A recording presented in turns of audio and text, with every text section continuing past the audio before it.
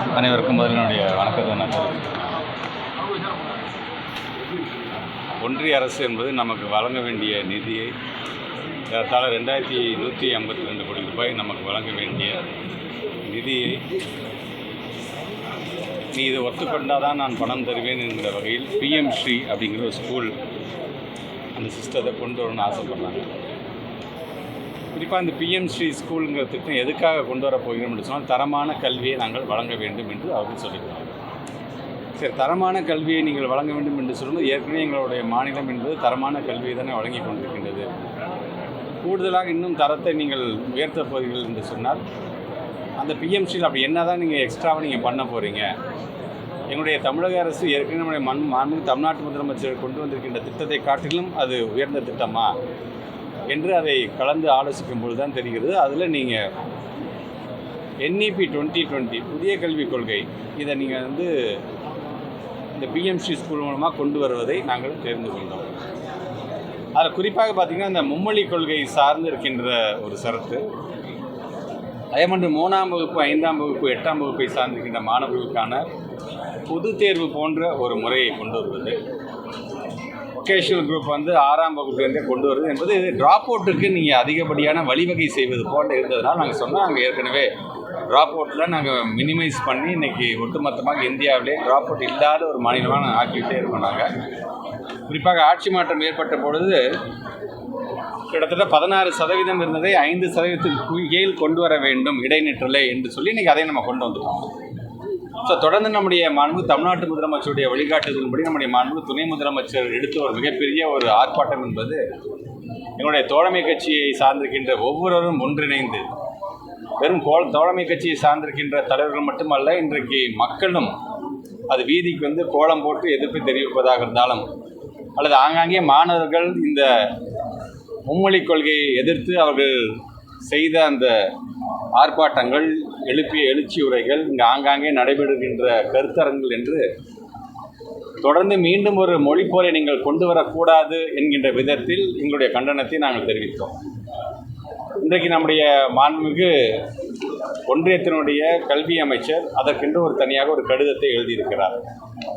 அந்த கடிதத்தில் அவர் முழுமையாக பார்த்திங்கன்னா தமிழ்நாட்டினுடைய தமிழை பற்றிய மிகப்பெரிய பெருமையை நாங்களும் முன்னெடுத்து கொண்டிருக்கின்றோம், ஒன்றியத்தினுடைய பிரதமரும் அதை முன்னெடுத்து கொண்டிருக்கின்றார் என்று ஒரு பல்வேறு செய்திகள்லாம் சொல்லிட்டு கடைசியில் அவர் என்ன சொல்கிறாருன்னா, நீங்கள் இதில் ஒத்துக்கிட்டு நீங்கள் இதில் கையெழுத்து போடுங்க, இது நல்ல ஒரு சமுதாயத்தை, இது இளைய சமுதாயத்தை மனதில் வைத்து தான் இதை நாங்கள் ஃப்ரேம் பண்ணியிருக்கோம் அப்படின்ட்டு அவர் சொல்லிக்கிறார். இளைய சமுதாயத்தை மனசில் வச்சு நீங்கள் உள்ளபடியே நீங்கள் இது மாதிரியான செய்தியை செய்ய வேண்டும் என்று சொன்னால் அதற்கென்று நீங்கள் தனியாக கண்டிஷன்ஸ் போடக்கூடாது. இதை நீ ஒத்துக்கிட்டு நீ கையெழுத்து போட்டு அப்புறம் பார்த்துக்கலாம், ஒன்றும் பிரச்சனை இல்லை, உட்காந்து பேசிக்கலாங்கிற மாதிரியான ஒரு வார்த்தையை அதில் சொல்லும் பொழுது, அப்போ நாங்கள் சொல்கிறத நீங்கள் கேளுங்க, நாங்கள் இது வரைக்கும் ஏதாச்சும் ப்ரூவ் பண்ணாமல் இருக்கிறோமா? ஒட்டுமொத்தமாக தமிழ்நாட்டை சார்ந்திருக்கின்ற பிள்ளைகள், இருமொழி கொள்கையை பின்பற்றுகின்ற பிள்ளைகள் இன்றைக்கு எந்த அளவிற்கு ஒரு ப்ரூவன் ப்ராடக்ட்ஸாக இன்றைக்கி எந்த அளவுக்கு பல்வேறு துறையில் இன்றைக்கி உயர்ந்து நிற்கிறாருங்க. நீங்கள் டாப் லிஸ்ட்டில் எடுத்துட்டிங்கன்னா அது மருத்துவராக இருந்தாலும் சரி, இன்ஜினியராக இருந்தாலும் சரி, அல்லது டெக்னாலஜி ரிலேட்டடாக இருந்தாலும் சரி, அல்லது இன்ஃபர்மேஷன் டெக்னாலஜியாக இருந்தாலும் சரி, ISROவில் இருக்கக்கூடிய உயர் இடத்தில் இருக்கிற எல்லாமே பார்த்திங்கன்னா அரசு பள்ளியில் படித்த இருமொழி கொள்கையை பின்பற்றியவர்கள் தான் இருக்கிறாங்க. அப்போ நீங்கள் ஒன்று ஃப்ரேம் பண்ணும்போது என்ன பண்ணணும், ஒட்டுமொத்தமாக இந்தியாவில் எந்த ஸ்டேட்டுப்பா நல்லா பெர்ஃபார்ம் பண்ணுது அந்த ஸ்டேட்லேருந்து ஒரு ரெப்ரசன்டேட்டிவை கூப்பிடுங்கப்பா, ஏன்னா நம்ம NEPங்கிற ஒரு ஃப்ரேம் பண்ண போகிறோம், அவங்களோட கருத்தை கேட்கலாம்ப்பா என்று நீங்கள் செஞ்சுருந்தீங்கன்னா அது சந்தோஷமாக இருந்திருக்கும். ஆனால் எதையுமே செய்யாமல் நீங்களாகவே ஒரு திட்டத்தை நீங்கள் வரைவு செஞ்சு இப்போ போட்டுட்டு நீங்கள் மிகப்பெரிய கண்டனத்தை தெரிவித்தோன்னா, இல்லை நாங்கள் இப்படி சொல்லலை, நாங்கள் அப்படி சொல்லலை என்று திருப்பியும் அதில் நீங்கள் அப்படியே ஒரு இலகுவாக அப்படி இறங்கி வர மாதிரி லெட்டர் எழுதுறது எப்படி இருக்குது என்று சொன்னால், தூண்டில் போட்டுட்டு அந்த மீன் ஏதாச்சும் சிக்காதா அப்படிங்கிற மாதிரியாக தான் இருக்கின்றது உங்களுடைய கடிதம். குறிப்பாக இது சார்ந்து நான் தெரிவிக்க வேண்டியது ஒரு கிட்டத்தட்ட ஒரு 12 பாயிண்ட்ஸாக நான் சொல்கிறேன். நான் இதில் என்னென்ன இருக்குது, நடைமுறை சிக்கல் என்ன இருக்குன்னு நம்ம எப்படியெல்லாம் போராடி இருக்கணும், எப்படிப்பட்ட நடைமுறை சிக்கல்லாம் இது வருவதற்கு காரணமாக இருக்கும் இந்த NEP உள்ளே கொண்டு வந்தால் என்பதை நான் சொல்கிறேன். குறிப்பாக பாரம்பரிய மொழி அடையாளத்திற்கான அர்ப்பணிப்பு என்கின்ற அந்த தலைப்பில் தமிழ்நாடு 1968ஆம் ஆண்டு முதல் முதலமைச்சர் பேரறிஞர் அண்ணா அவர்களால் உருவாக்கப்பட்ட இருமொழி கொள்கையை, அதாவது தமிழ் மற்றும் ஆங்கிலம் பின்பற்றி வருகிறது. இது 1930கள் மற்றும் 60களில் நடந்த இந்திய எதிர்ப்பு போராட்டங்களுக்கு பதிலாக உருவான ஒன்று. உலகின் பழமையான உயிர்ப்புள்ள மொழிகளில் ஒன்றான தமிழை தமிழ்நாட்டின் பண்பாட்டு அடையாளத்தின் மையமாக பாதுகாக்க இது உறுதி பூண்டுள்ளது. மூன்றாவது மொழியை திணிப்பது இந்த பாரம்பரியத்தை பலவீனப்படுத்தும் அபாயத்தை ஏற்படுத்தியது. இரண்டாவதாக, இருமொழிக் கொள்கையின் கல்வி வெற்றி. தமிழ்நாட்டின் இருமொழிக் கொள்கை பிற மாநிலங்களுடன் ஒப்பிடுகையில் உயர் படிப்பறிவு விகிதத்தையும் கல்வி சாதனைகளையும் அளித்துள்ளது. தமிழை தாய்மொழியாகவும் ஆங்கிலத்தை உலக இணைப்பு மொழியாகவும் மையப்படுத்தி உள்ளூர் தேவைகளுக்கும் சர்வதேச போட்டி திறனுக்கும் இடையே சமநிலையை ஏற்படுத்தியுள்ளது. இது மாணவர்களை மூன்றாவது மொழியால் அலைக்கழிக்காமல் கடந்த 50 ஆண்டுகளாக சமூக மற்றும் பொருளாதார முன்னேற்றத்தை தந்துள்ளது. மூன்றாவது பாயிண்ட், கல்வியில் மாநில சுயாட்சி. இந்திய அரசியலமைப்பின் ஒருங்கிணைந்த பட்டியலின் கீழ் கல்வி உள்ளது. இது மாநிலங்களுக்கு அவற்றின் தனித்துவமான மொழி மற்றும் பண்பாட்டு சூழலுக்கு ஏற்ப கொள்கைகளை வடிவமைக்க உரிமை அளிக்கிறது. மூன்று மொழி கொள்கையை நிராகரிப்பது இந்த கூட்டாட்சி கொள்கையுடன் ஒத்துப்போகிறது. மூன்றாவது மொழியை திணிப்பது இந்த அரசியலமைப்பு சட்டத்தையும் மாநில உரிமையும் மீறுகிறது. மொழி திணிப்புக்கு எதிர்ப்பு என்கின்ற நான்காவது காரணம் என்பது, மூன்று மொழி கொள்கை அதன் நெகிழ்வுத்தன்மை இருந்த போதிலும் தமிழ்நாட்டில் இந்தியை திணிக்கும் மறைமுக முயற்சியாக அது பார்க்கப்படுகிறது. 1937 மற்றும் 65ஆம் ஆண்டு இந்திய எதிர்ப்பு போராட்டங்களில் வேரூன்றிய இந்த கவலை தமிழ் அடையாளத்திற்கு எதிரான அத்துமீறலாக உள்ளது. இதை பேரறிஞர் அண்ணா, முத்தமிழறிஞர் கலைஞர், ஏன் புரட்சித் தலைவர் எம்ஜிஆர் அவர்கள், மறைந்த அம்மையார் அவர்கள் போன்ற தலைவர்கள் உறுதியாக எதிர்த்தனர். இன்றைக்கு நம்முடைய மாண்புமிகு தமிழ்நாட்டு முதலமைச்சரும் அதை இன்றைக்கு உறுதியாக அதை எதிர்க்கிறார். நடைமுறை சவால்கள் என்கின்ற என்னுடைய 5வது பாயிண்ட், மூன்றாவது மொழியை அறிமுகப்படுத்துவது இந்தி தவிர பிற மொழிகளுக்கு தகுதியான ஆசிரியர்கள் பற்றாக்குறை உள்ளிட்ட நடைமுறை சிக்கல்களை உருவாக்கும். இது மாணவர்களை இந்தியை கற்க வற்புறுத்துகின்ற ஒரு முறையாக அது அமைந்துவிடும். இது NEPயின் தேர்வு உரிமையை மீறும். இருமொழி முறையோ ஏற்கனவே உள்ள வலுவான உள்கட்டமைப்புடன் நன்கு நிறுவப்பட்டுள்ளது. 6வது பாயிண்ட், மாணவர்களின் அறிவாற்றல் சுமை. ஆரம்ப காலத்தில் குறைவான மொழிகளை கற்பது மாணவர்களுக்கு பயனளிக்கும் என ஆராய்ச்சியே கூறுகிறது. தமிழ்நாட்டின் கொள்கை தமிழ் மற்றும் ஆங்கிலத்திலும் தேர்ச்சியை உறுதி செய்கிறது. இது உள்ளூர் மற்றும் உலகளாவிய தேவைகளுக்கு போதுமானது. மூன்று மொழிகளை திணிக்காமல் மாணவர்களின் மன அழுத்தத்தை தவிர்க்கிறது. 7வது பாயிண்ட், தன்னார்வ மொழி கற்றல் மாற்று. தமிழகத்தை பொறுத்த வரைக்கும் எந்த மொழிக்கும், ஏன் நீங்கள் சொல்லிக்கிற அந்த இந்தி போன்ற மொழிகளை கூட கற்பதற்கு நாங்கள் ஒன்றும் தடை செய்யவில்லை. பாடத்திட்டத்திற்கு வெளியே தன்னார்வ கற்றலை ஊக்குவிக்கிறோம். இன்றைக்கும் நம்முடைய தமிழ்நாட்டில் ஆங்காங்கே இந்தி பிரச்சார சபை இருந்துக்கிட்டு தான் இருக்குது. ஆக நீங்கள் கட்டாயம் என்று சொல்லி ஒரு இன்னொரு மொழியை நீங்கள் கொண்டு வரும்பொழுது தான் அது தேவையில்லாத ஒரு மன அழுத்தத்தை, ஒரு மனசுமையை நம்முடைய மாணவர்களுக்கு தரும். சாதனை புரிகின்ற மாணவர்கள் இடைநிற்றல் மாணவர்களை அதிகப்படுத்தும் என்கின்ற விதத்தில் இன்றைக்கு மாணவர்கள் சாதனை புரியும் பொழுது இருமொழி கொள்கையில் எந்த வேகமாக செய்கிறார்கள், மூணு மொழி கொள்கையை நீங்கள் கொண்டு வந்தீங்கன்னா காலை சங்கிலியை கட்டி அவனை ஓட விடாமல் செய்வதற்கான அந்த பணியை செய்கிறீர்கள். இந்த மன உளைச்சலின் காரணமாக இடைநிற்றல் அதிகப்படுத்துகின்ற பணியை நீங்கள் செய்கிறீர்கள் என்பதைத்தான் இது சொல்கிறது. பன்மொழி நாட்டில் 8வது பாயிண்டாக சொல்கிறேன், பன்மொழி நாட்டில் சமதூர கொள்கை. பேரறிஞர் அண்ணா பன்மொழி சமூகமான இந்தியாவில் அதிகாரப்பூர்வ மொழி அனைத்து மொழி குழுக்களுக்கும் சமதூரத்தில் இருக்க வேண்டும் என வாதிட்டார். ஆங்கிலம் இதை திறம்பட செய்கிறது. ஆனால் மூன்றாவது மொழி, பெரும்பாலும் இந்தி, ஒரு மொழிக்குழுவை ஆதரிக்கும் அபாயத்தை உருவாக்குகிறது என்று சொன்னார். அதேபோன்று 9வது பாயிண்ட், மத்திய முன்னுதாரண ஆதரவு.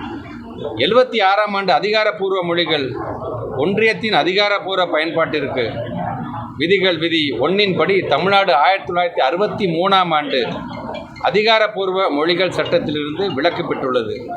இது மாநிலத்தின் தனித்துவமான மொழி நிலைப்பாட்டை மதிக்கிறது. அதை NEP மீறக்கூடாது.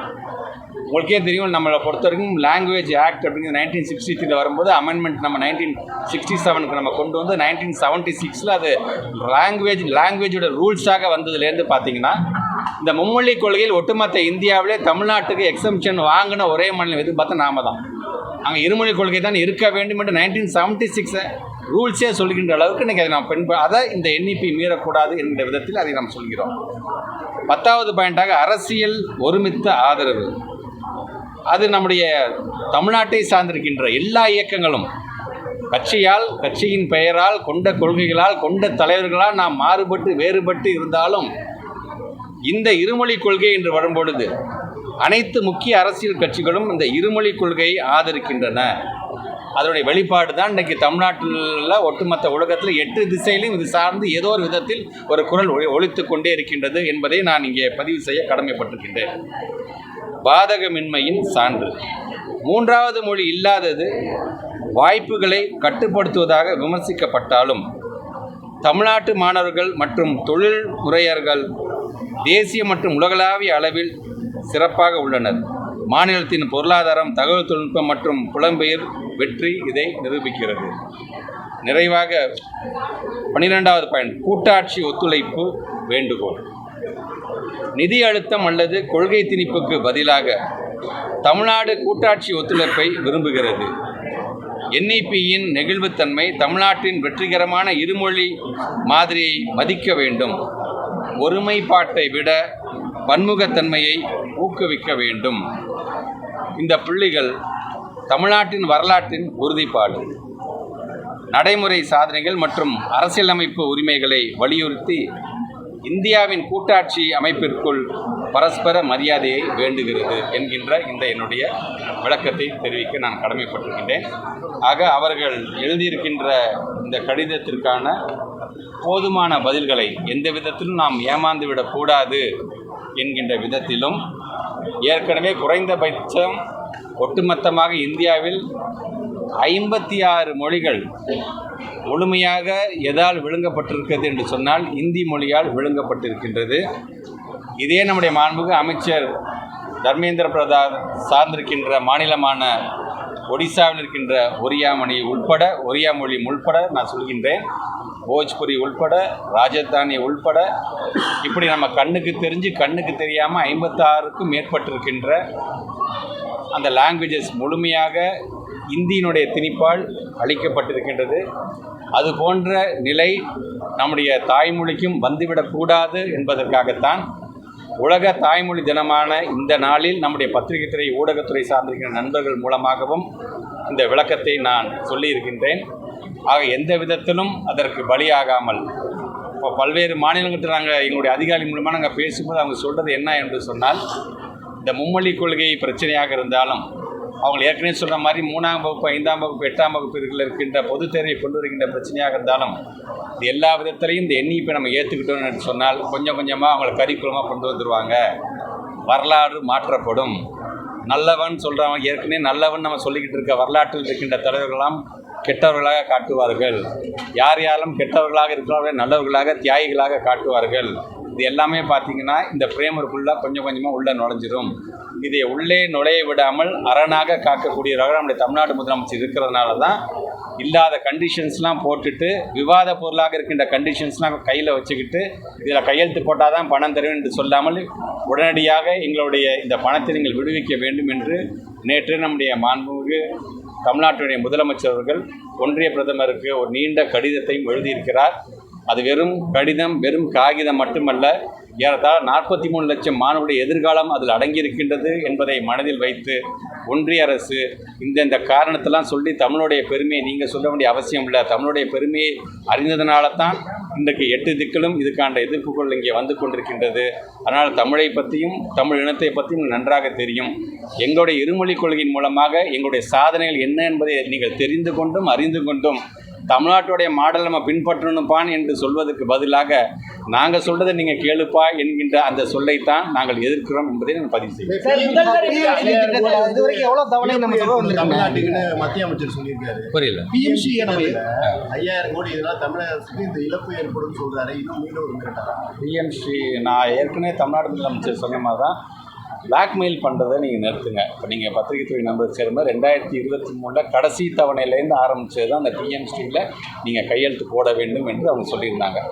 அப்போ தான் நாங்கள் சொன்னோம், நாங்கள் ஒரு கமிட்டி போடுறோம், என் கமிட்டி என்ன ரெக்கமெண்ட் பண்ணுது அதுபடி நாங்கள் அதுக்கு முடிவு செய்யலாங்கும் பொழுது தான் அந்த கமிட்டியோட ஆலோசனைப்படி சார் இந்த பிஎம்சியில் முழுமையாக புதிய கல்விக் கொள்கை உள்ளே கொண்டு வருவதாக இருந்தாலும் சரி, பல்வேறு விதமான பிரச்சனையை உள்ளே நுழைக்க மாதிரி பார்க்க நம்மளுடைய சிஸ்டத்தை, நம்ம எஜுகேஷன் சிஸ்டத்தை இது வந்து சீர்குலைக்கிற மாதிரி ஆகின ஒரு விஷயமாக நம்ம ஏற்றுக்கொள்ள வேண்டாம் என்று சொல்லும் போது தான் பிஎம்சியில் எங்களுக்கு ஒரு நம்பிக்கை இல்லைங்க. எங்களுக்கான எப்போதும் வருஷம் நீங்கள் கொடுக்க வேண்டிய பணத்தை கொடுங்க, அதை நாங்கள் புதுசாக இந்த முறை மட்டும் பிஎம்சின்னு என்று சொல்லுங்களே என்ற அந்த வாதத்தை நாங்கள் வைத்தோம்.